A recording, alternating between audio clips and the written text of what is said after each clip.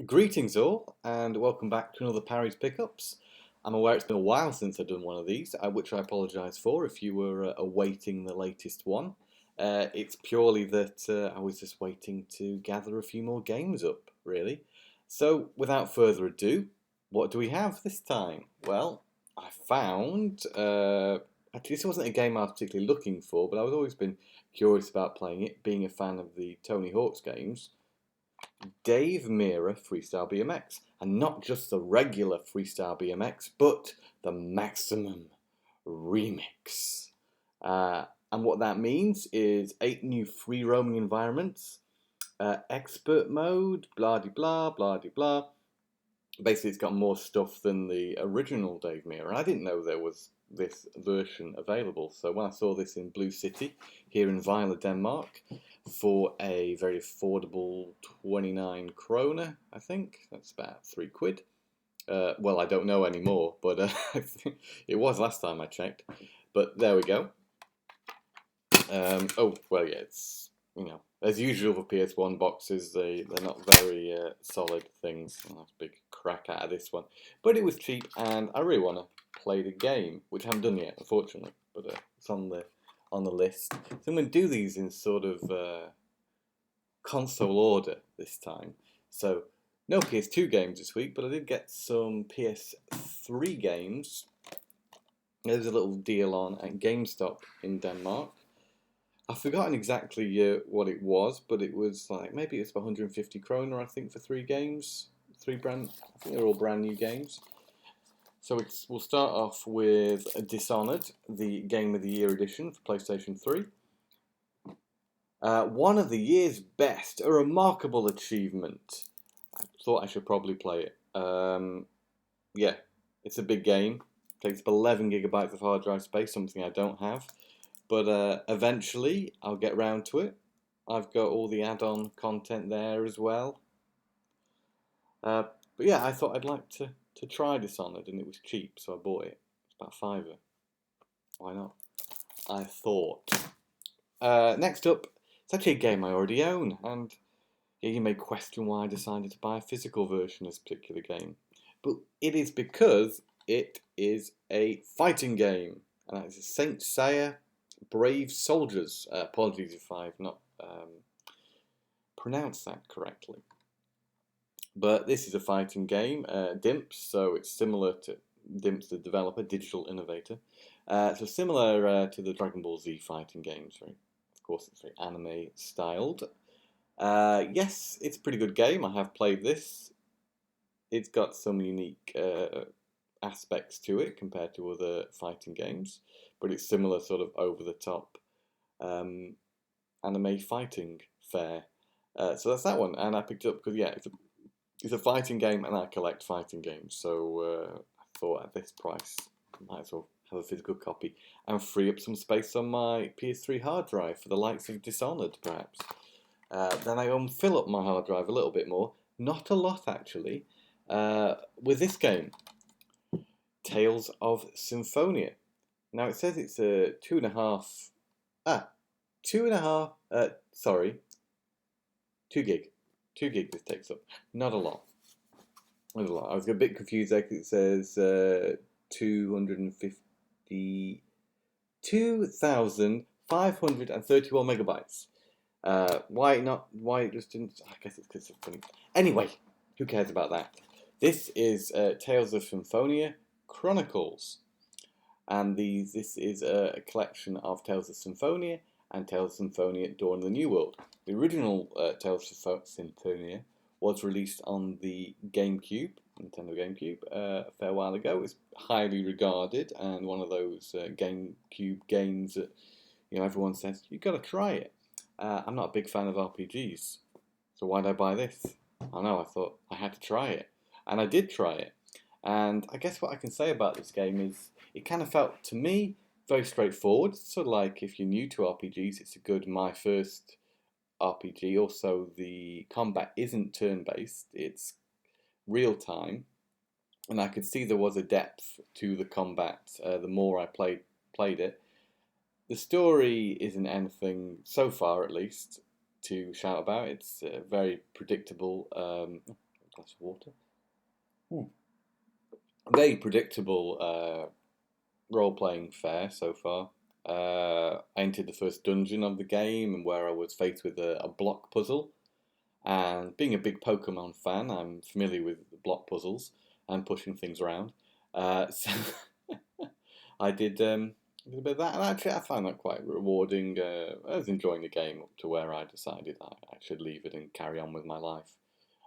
So yeah, and it's got the sequel that was released on the Wii. Don't know much about that. Heard it's not quite as good as the original. But I'm sure the original is enough to keep me busy when I ever decide to stick this back in again and play a little bit of Tales of Symphonia. But for a £5, it seemed like a nice little package.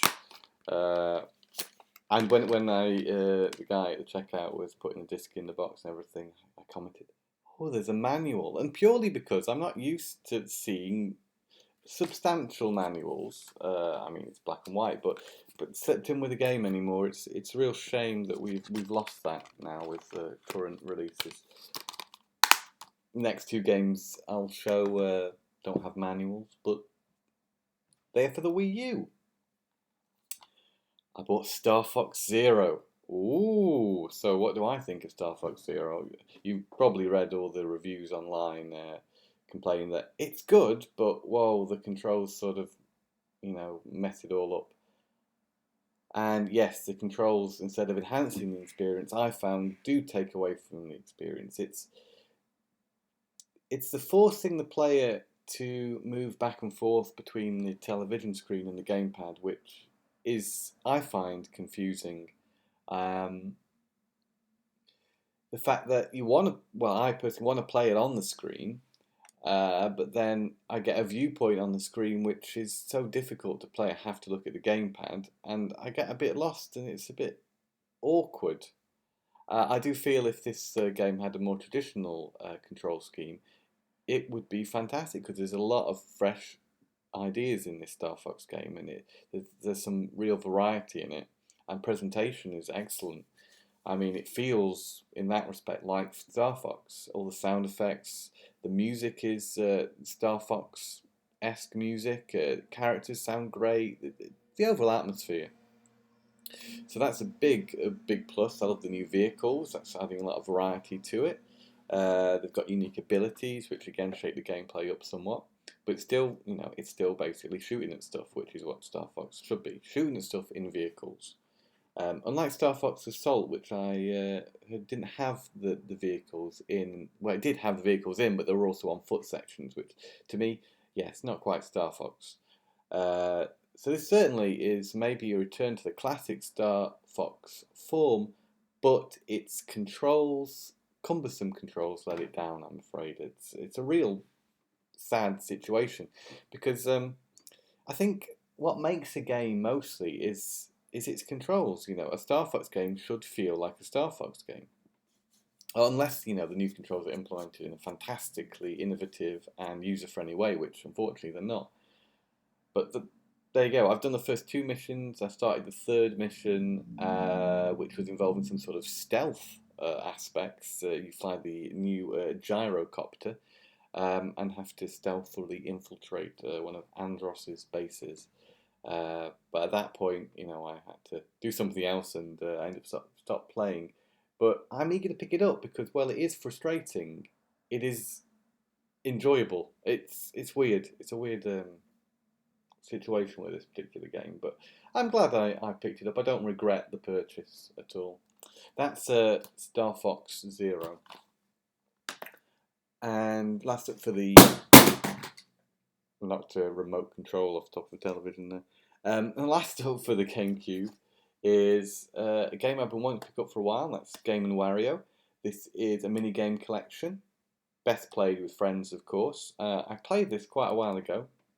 Good friend and fellow podcast host Matt Boyle bought this when it first came out, and it was simple but enjoyable. I paid 200 krona for it. It's about 20 quid, which is quite a lot. But doing my research online, it seemed like quite a reasonable price. It was a second-hand game, but it's practically as good as new. Again, no manual. Nice disc though, like that. So yeah, this is the only one of the WarioWare titles that I didn't have, and I was very eager to add this to my Wii U collection, which I have to say now is pretty much complete as to all the games I want at present for the Wii U. Definitely excited about Zelda, so I look forward to that one. But at the moment, yes, I've certainly got enough Wii U games to keep me amused. Well, it isn't the console with the most games on it. There is a lot of quality on there, and for someone like myself who doesn't actually, I'd probably describe myself as a more casual gamer, it, down to the time I actually spend playing video games. I love reading about video games and keeping up to speed with the latest news and events. And E3 was all very exciting, and I like to try games, but the actual time I spend playing video games is quite limited, actually. But I enjoy them. They're fun. You know, I just play them for a laugh. So yeah. Moving along to other games. Two of them more like I was saying about those games, more pick up and play type titles. And that's one of the reasons I really enjoy fighting games, because they're very easy to play for a short amount of time. And I got BlazBlue, or Blaze Blue, as it's probably meant to be referred as. Yeah, the legendary fighter is back, as it states on the back of the case there. I don't have a version of this game for PS4. I know there's a new one coming out soon, I think, but this one was very affordable, about £13, I think. And I like the series. I think it's a quality series. I probably favour Guilty Gear more, but yeah, I was happy to pick this up. Unfortunately, I haven't been able to play it yet because it requires a 16 GB install. And compared to most PS4 games, that's not a lot, but at the moment, my hard drive is pretty full. And I'm in the process of installing a new hard drive into it, 2 TB one. So I just haven't found the opportunity to, yeah, do that, and then obviously got to download everything again, all the updates and all, like Destiny, for instance. I'm sure it'll take a while to reinstall on the new hard drive, but yep, happy to have this and add to my fighting game collection. Oh, there's a little bit of a blip there. Don't know if you picked up on that. Hopefully not, but apologies if it did appear there. Here we are. Lastly, Disney Infinity. Play without limits. So I own Disney Infinity 3.0 on the Xbox One. I've really been enjoying that, especially the Star Wars aspect of it, and playing through the play sets that you can get for that game. I recently picked up Darth Vader for it as well. But this is 2.0, and why did I bother picking this one up? Well, I picked up the Avengers stuff from 2.0 very cheaply, and I've been wanting to play it, but unfortunately it's not compatible with 3.0, and you need 2.0 to be able to play it. So when I saw this at 49 kroner, again about £5, I thought, well, this is my opportunity to yeah, play through the Avengers stuff that came with this game. I don't think I'll pick up the original Disney Infinity, because I don't know if that had the same sort of playset, story mode aspects to it. You can correct me if I'm wrong, let me know in the comments below if that one's worth picking up. But as far as I was aware, that it was 2.0 where the series took a more traditional direction and allowed you to, as well as the toy box mode, to be able to play through a story mode with some great characters, in this case Marvel characters, superheroes. So yeah, happy to have that one. Again, not played it yet, just need a bit of space on the old hard drive to do that. But actually, this one's got a manual, can you believe it? Wow.